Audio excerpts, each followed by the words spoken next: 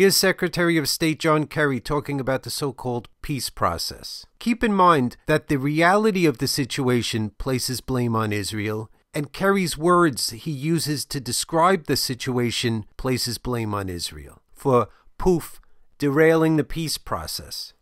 Now, the irony, bitter irony, is that at this particular moment, this fight is over process. It's not over the substance of the final status agreement.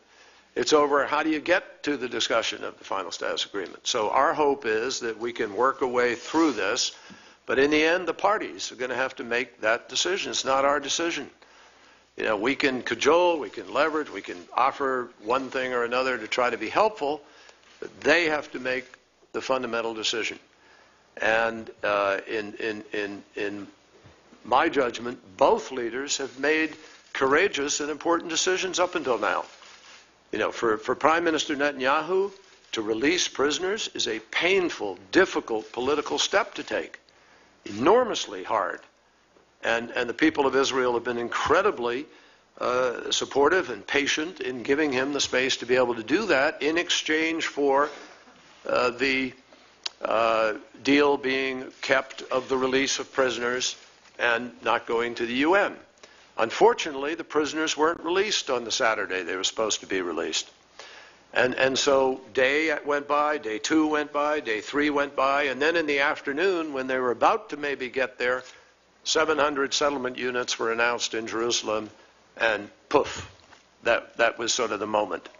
So we find ourselves where we are. And right after he said this, that was reported by Israeli media as Kerry places blame on Israel, and some American media as Kerry raps Israel for being at fault, for undermining the peace process. And even the New York Times had the story correct originally. Israeli settlement plan derails peace talks, Kerry says.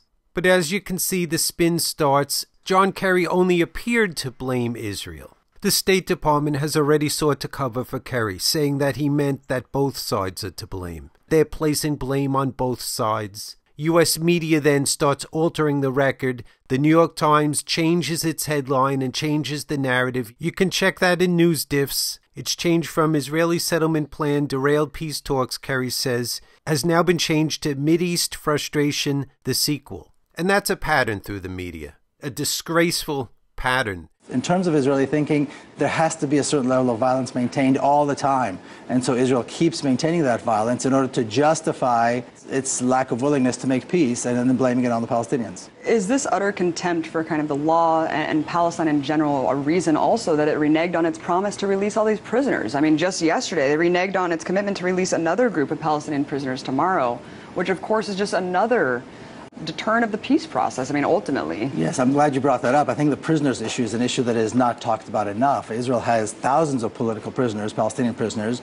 The vast majority have never been charged with acts of violence. These are political prisoners, and Israel uses them very cynically and cruelly as a tool. I think all these things lead to the inevitable conclusion that Israel is the obstacle to peace, and the only way to overcome that would be to do what was done in South Africa and change the regime completely so that we have a real democracy where Israelis and Palestinians live together in peace. Click here to see more. This guy had more interesting things to say.